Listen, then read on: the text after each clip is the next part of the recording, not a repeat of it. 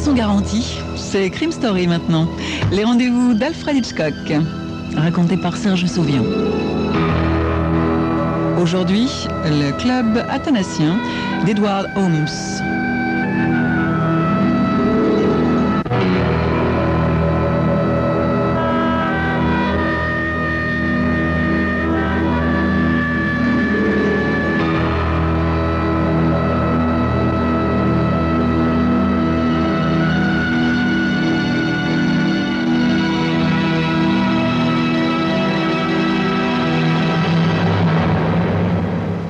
À première vue, il semblait s'agir d'une banale affaire d'homicide. En se glissant à côté du sergent Fletcher sur le siège avant de la voiture, le lieutenant de police Pacino demanda « Vous savez où se trouve le club athanasien? L'ancienne maison de santé Miramar? Oui, c'est cela même. Allons-y vite. J'ai l'impression qu'un meurtre vient d'y être commis. » Une fois en route, Pacino se détendit un peu et s'accorda le luxe de fumer un de ces affreux cigares auxquels il s'était promis de renoncer. La dernière fois qu'il était venu au club athanasien, c'était pour rendre visite à la tante d'un ami qui s'y mourait. À l'époque, c'était encore une clinique d'aspect un peu triste, mais qui inspirait confiance. Environ un an plus tôt, sous la pression de la hausse des prix et de l'augmentation des impôts, la maison de santé Miramar avait dû fermer ses portes. Le terrain et la plupart des installations avaient été rachetés par un groupement qui portait le nom de Club Athanasien. On ne savait pas grand-chose au sujet de ce club. Mais pendant un certain temps, les voisins s'étaient demandé ce qui pouvait bien se passer derrière la haute grille qui entourait la maison, jusqu'au jour où un reporter, ayant réussi à s'introduire dans la place, avait écrit un article sur le club et sur son charlatanesque directeur, le docteur Libby. Le docteur Libby, avec sa longue barbe et ses yeux au regard perçant, avait l'air à la fois d'un hippie et d'un hypnotiseur. Il avait fourni sur son établissement des explications très simples. Le club athanasien groupait des personnes désireuses de lutter pour parvenir à l'immortalité. Grâce à un traitement spécial, mis au point par Libby lui-même, ces personnes se proposaient de vivre éternellement. Vivre éternellement, dit Pacino. Selon toute apparence, l'une de ces personnes au moins n'a pas réussi à atteindre le but qu'elle s'était fixé. La personne en question était une vieille dame, Mrs. Peachtree. Elle était couchée en travers du lit étroit et défait, la lame blanche d'un couteau enfoncé en plein cœur. Il y avait du sang partout, sur sa chemise de nuit, sur les murs, sur le tapis qui recouvrait le plancher. C'était un meurtre répugnant. « Qu'est-ce qui s'est passé ?» demanda Pacino au docteur Libby. « Que pourrais-je vous dire, lieutenant? Elle est allée se coucher hier soir à l'heure habituelle. Ce matin, remarquant qu'elle n'était pas venue prendre son petit déjeuner, l'infirmière, Miss Morgan, est montée dans sa chambre pour voir ce qui se passait. Elle l'a trouvée telle que vous la voyez. » Pacino se tourna vers une mince jeune fille aux joues roses.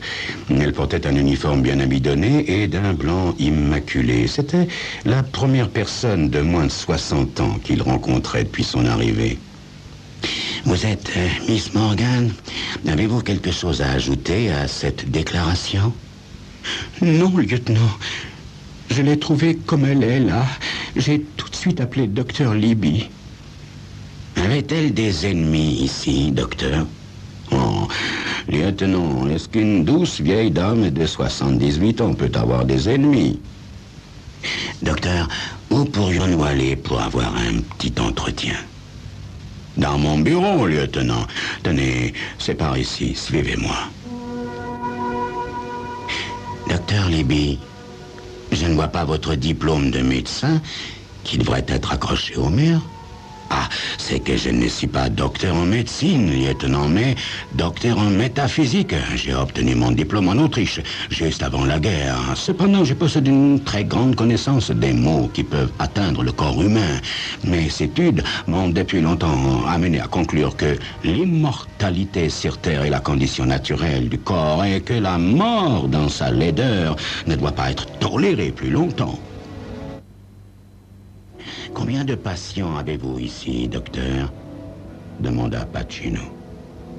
Le club comprend actuellement 27 membres, en comptant la défunte Mrs. Peachtree. Docteur, par membre, vous entendez patient? Ah, il ne s'agit ici que des membres d'un club. Oui, ce qui signifie qu'il paie des cotisations. Oui, toute personne désireuse de s'affilier au club doit, en entrant, abandonner à celui-ci tous ses biens pour la durée de son séjour. C'est un usage courant dans ce pays, vous savez, lieutenant. Naturellement, si l'un des membres décide de nous quitter, ses biens lui sont rendus, à l'exception d'un petit pourcentage destiné à couvrir les frais de son séjour. Oui. Docteur, revenons à Mrs. Peachtree. Vous pensez que quelqu'un est entré de l'extérieur pour la tuer? Lieutenant, je dois avouer que ce crime me déconcerte. Aucun des habitants de cette maison n'aurait pu le commettre et pourtant, je ne puis croire que le meurtrier soit une personne inconnue de Mrs. Peachtree. Ah bon? Pourquoi donc, docteur? Voyez-vous, le téléphone placé près de son lit est muni d'un bouton spécial qui déclenche une sonnerie dans mon bureau. Or, Mrs. Peachtree n'a pas appuyé sur ce bouton. Oui. Si je comprends bien, docteur, ça tendrait à prouver qu'elle connaissait son agresseur. Avait-elle de la famille? Non, son mari est mort. Et d'enfants. Oui. Avait-elle des amis parmi les autres patients? Oui, elle fréquentait beaucoup un certain monsieur Riley. Ils allaient souvent s'asseoir ensemble dans le jardin. Docteur, je voudrais voir ce monsieur Riley, ainsi que l'infirmière qui a découvert le corps. Miss Morgan, je crois.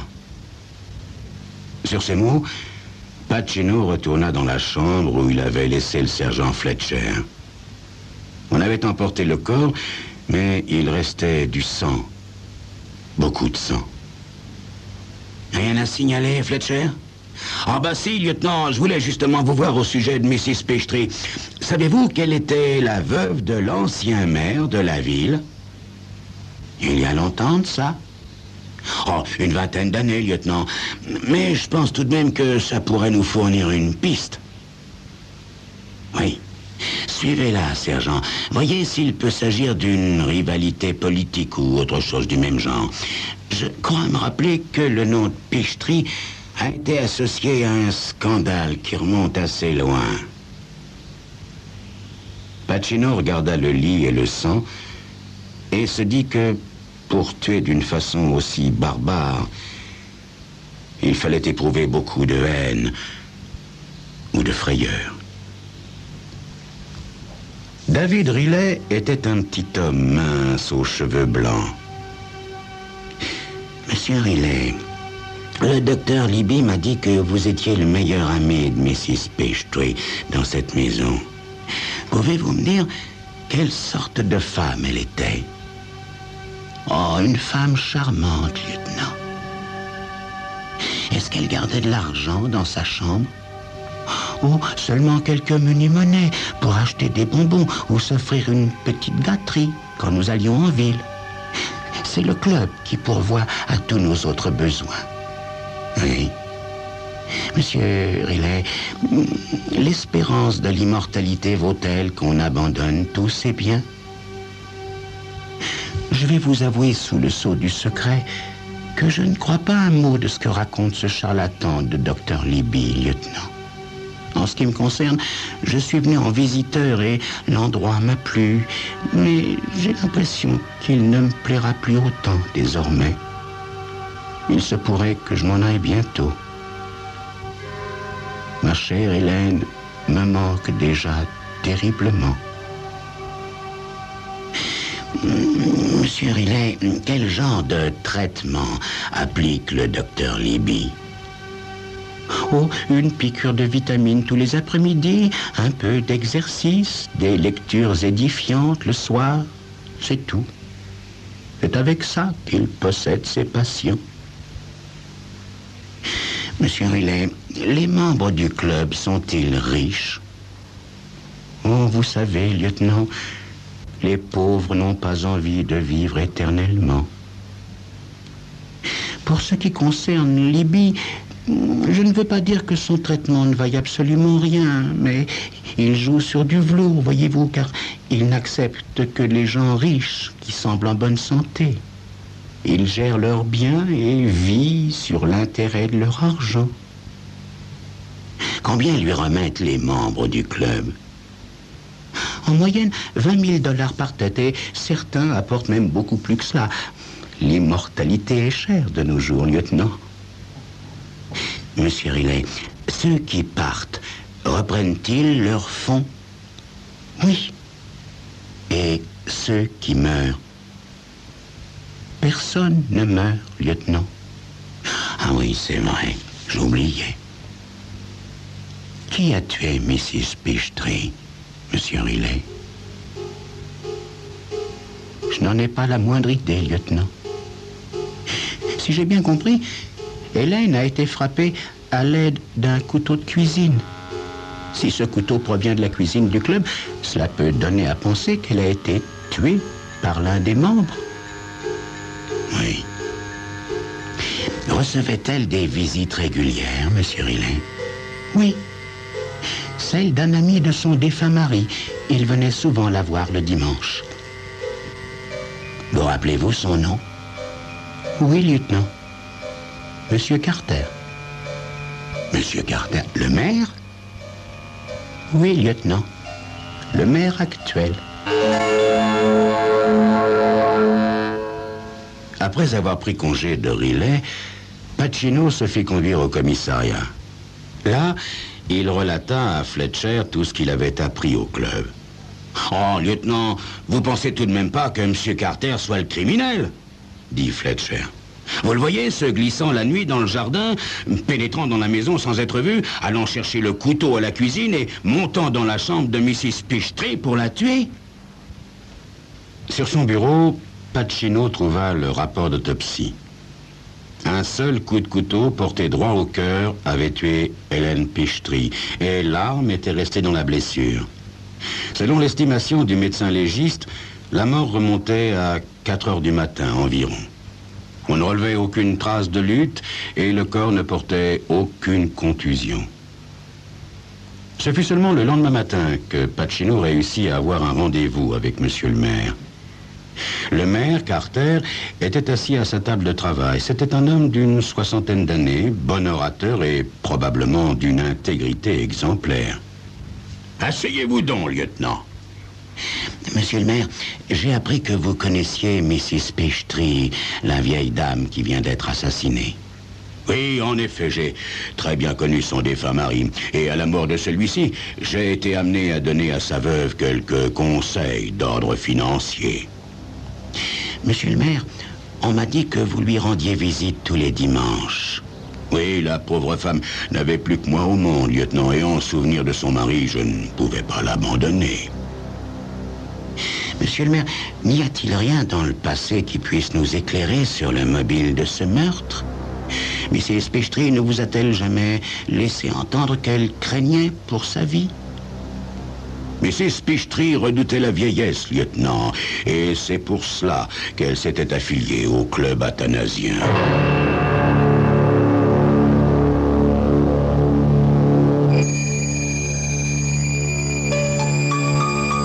En fait d'immortalité, Mrs. Peachtree était morte sauvagement assassinée. Pourquoi avait-on tué cette adorable vieille dame? C'est ce que vous découvrirez dans quelques instants.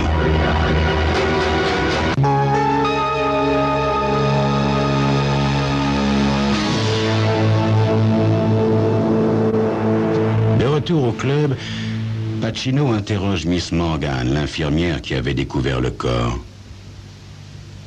Mademoiselle Morgan, Mrs. Peachtree était-elle heureuse ici? N'avait-elle jamais menacé de partir? Non, pas du tout, lieutenant. N'est-ce pas le docteur Libby qui l'aurait tué pour l'empêcher de s'en aller? Oh, lieutenant, le docteur Libby ne ferait pas de mal à une mouche. Son rôle est de garder les gens en vie, pas de les tuer. Oui.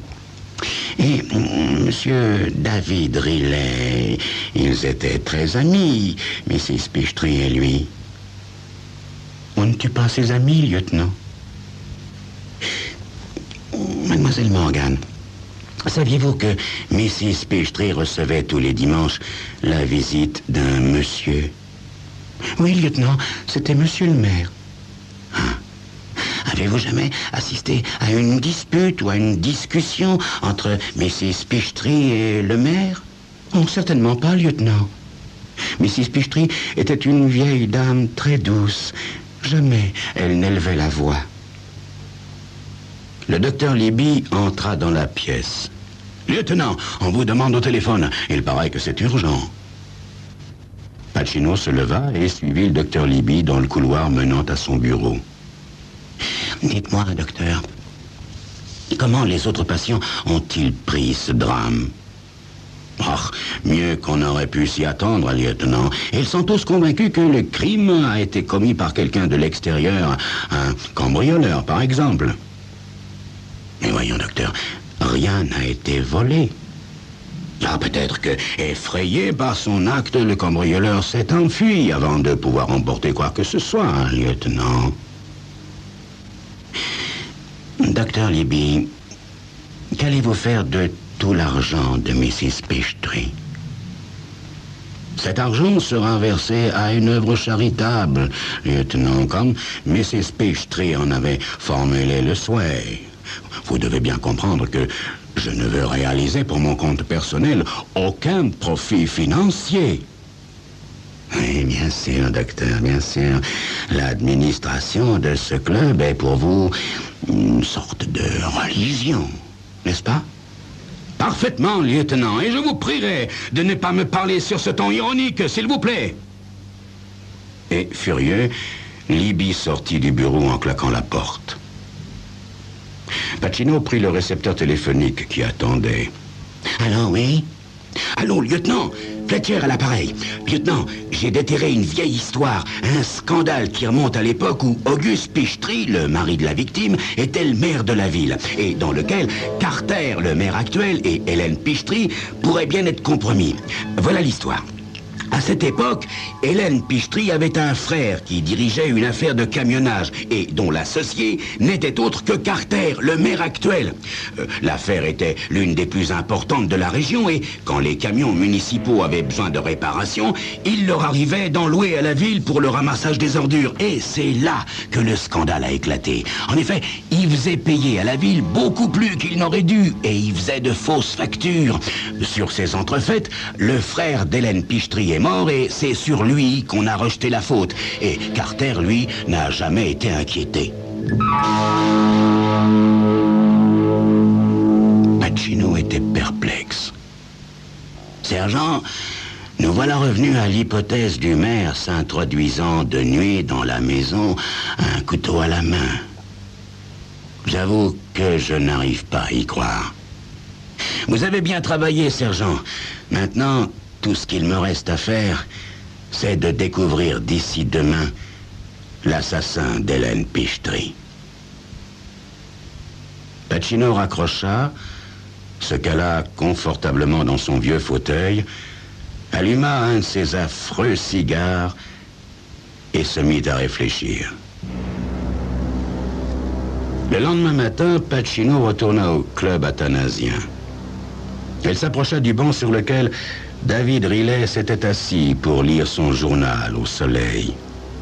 « Monsieur Riley, acceptez-vous m'accompagner pendant quelques instants? »« Oh, avec plaisir, lieutenant. Je suis content de vous revoir.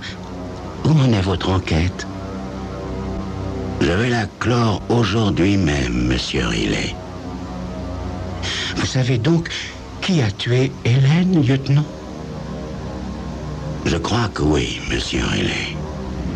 Voyez-vous, c'est la question du mobile qui me troublait, et qui me trouble encore d'ailleurs.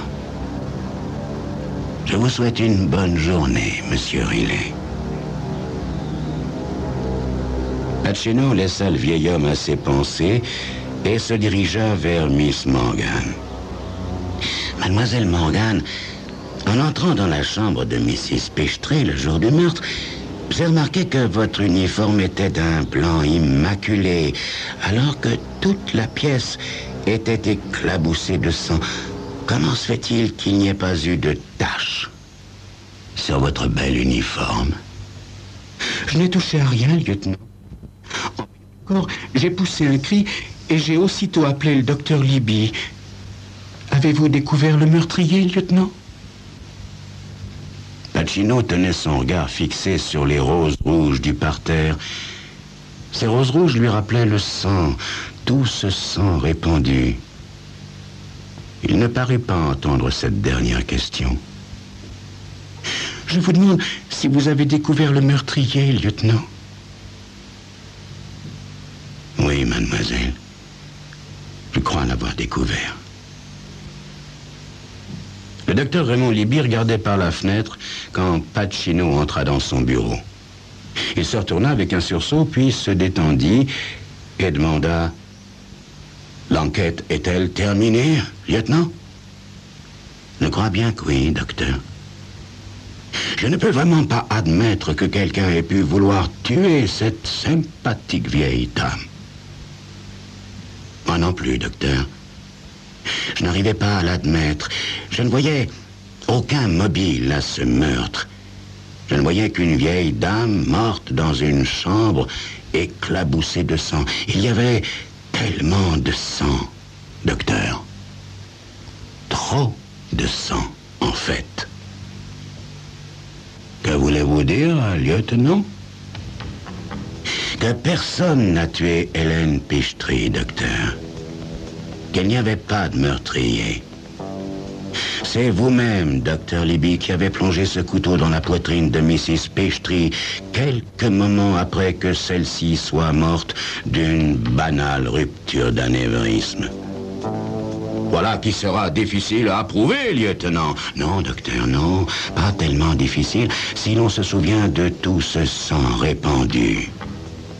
Voyez-vous, le corps ne portait qu'une seule blessure et la lame du couteau était restée enfoncée dans la plaie. Dans ces conditions, jusqu'à ce que le couteau soit retiré, il aurait dû n'y avoir qu'un très faible écoulement de sang. Bien sûr, il faut tenir compte ici de la forme de la lame, mais de toute façon, la chambre n'aurait pas été éclaboussée de sang, comme nous l'avons vu. Du sang répandu volontairement à travers la pièce aurait produit exactement l'effet que nous avons constaté. Voyez-vous, docteur, Hélène Peachtree a trouvé la force de vous appeler par téléphone lorsqu'elle a senti venir la crise. Vous vous êtes aussitôt précipité dans sa chambre, mais vous êtes arrivé quelques secondes trop tard. Elle était morte. C'était la première fois que vous voyiez mourir un des membres de votre club et, dans un moment de folie, vous vous êtes dit qu'il fallait camoufler ce décès aux yeux des autres membres. Vous êtes alors allé chercher un grand couteau à la cuisine, car il vous fallait endommager le cœur au maximum et dissimuler ainsi les symptômes de la crise cardiaque. Vous vous êtes dit qu'un couteau planté dans le cœur quelques minutes après le décès tromperait même le médecin légiste. Et vous aviez raison dans une certaine mesure, docteur. Mais en constatant que la blessure saignait très peu, vous avez pris peur. Vous vous êtes rappelé que les morts ne saignent pas, et il ne vous est pas venu à l'esprit que c'était la lame plantée dans la plaie qui empêchait celle-ci de saigner. Alors, vous êtes allé chercher un flacon contenant du sang réservé aux transfusions, et vous avez répandu ce sang à travers la pièce en quantité excessive. Qui d'autre que vous, docteur, avait un mobile et une occasion d'agir ainsi? La chambre de Mrs. Peachtree était reliée directement par téléphone à votre bureau et le sang destiné aux transfusions était rangé dans un placard dont vous seul aviez la clé. Tout vous désigne, docteur. Par la suite, vous avez brisé la vitre de l'une des fenêtres de derrière afin de faire croire à un meurtre commis par quelqu'un de l'extérieur, parce que l'horreur même d'un meurtre perpétré dans la maison vous paraissait moins grande que celle d'une mort naturelle. Vous ne vouliez pas perdre tout cet argent sur lequel vous vivez. Ça n'était pas pour l'argent, lieutenant, non. Je vous jure, ça n'était pas pour l'argent. Pourquoi donc alors, docteur? Vous avez vu tous ces vieillards, lieutenant? Vous les avez vus? N'irez-vous que j'ai pu leur faire un peu de bien? En leur promettant de les faire vivre éternellement? Je ne sais pas, docteur Libby. C'est une question qui regarde les philosophes, les psychiatres, votre conscience et les magistrats. Voyez-vous, docteur Libby, moi je ne suis qu'un simple lieutenant de police criminelle. Venez, docteur, je dois vous conduire au commissariat et là, nous verrons quelle charge il y a lieu de retenir contre vous.